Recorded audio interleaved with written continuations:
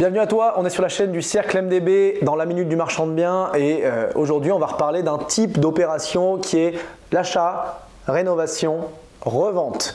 Alors la différence avec l'achat-revente seul, tu l'as compris, c'est qu'il y a une étape en plus, la partie de la rénovation. La partie de la rénovation dont tu vas te charger en tant que marchand de biens, c'est-à-dire que tu vas acheter ce bien et le mettre en valeur grâce à ta rénovation. Pourquoi tu vas réussir à le mettre en valeur grâce à ta rénovation? Eh bien, par les matériaux que tu vas utiliser, par la disposition que tu vas pouvoir apporter, par la luminosité que tu vas pouvoir amener dans le bien, la rénovation peut être énergétique également, qui va valoriser et apprécier la valeur du bien, eh bien tu vas pouvoir créer de la valeur sur l'actif immobilier que tu as acheté.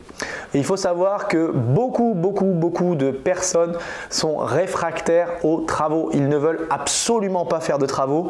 Ils en ont même peur avec les histoires de leurs familles, amis, cousins ou tontons qui ont eu des problématiques avec des artisans avec qui ça s'est mal passé.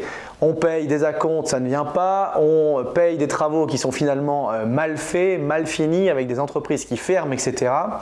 Et le marchand de biens, lui, qui va prendre en charge ces travaux, gagne une prime de risque à la réalisation de ces travaux. Et cette prime de risque à la réalisation des travaux, elle est rémunérée, elle est payée et elle fait partie de ses compétences. C'est-à-dire qu'il est capable de gérer ce projet de rénovation, pourquoi pas de coordonner s'il veut les différents corps d'État ou prendre une entreprise de tout corps d'État qui va assurer les travaux de rénovation et il va aussi, par le choix des travaux de rénovation à effectuer, eh bien, améliorer le bien.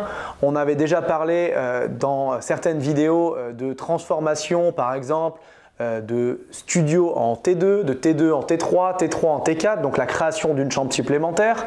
Pourquoi pas l'aménagement des extérieurs qui n'a pas été fait, ou la création, pourquoi pas également d'une piscine, l'aménagement de combles, l'installation de nouvelles fenêtres, d'une nouvelle cuisine, la rénovation d'une salle de bain. Tout ça concourt à améliorer et à donner de la valeur dans les biens immobiliers et à pouvoir générer une plus-value derrière.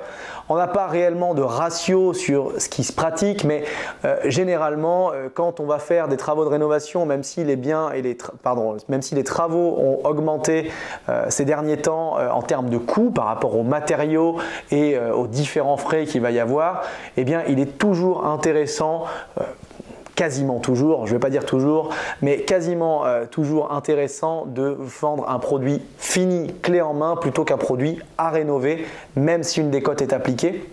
Parce que, encore une fois, vous aurez géré et enlevé tout un tas de problématiques à vos clients vendeurs finaux.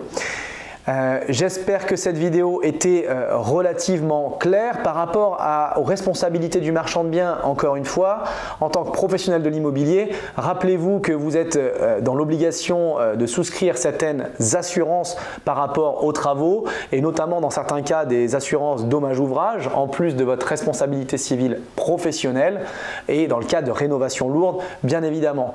Également de faire appel à des entreprises et des professionnels avec assurance.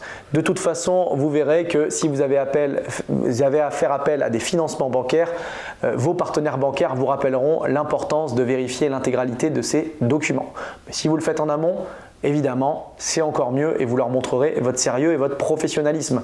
Et ça permettra à vos futurs acquéreurs d'obtenir également des garanties sur le bien et notamment des garanties décennales, biennales selon les travaux qui ont été réalisés dans les biens immobiliers que vous avez valorisé. Voilà pour cette vidéo sur les opérations d'achat, rénovation, revente. C'est des opérations qui fonctionnent très bien, qui vous permettent de vendre des produits finis et clés en main à vos acquéreurs finaux.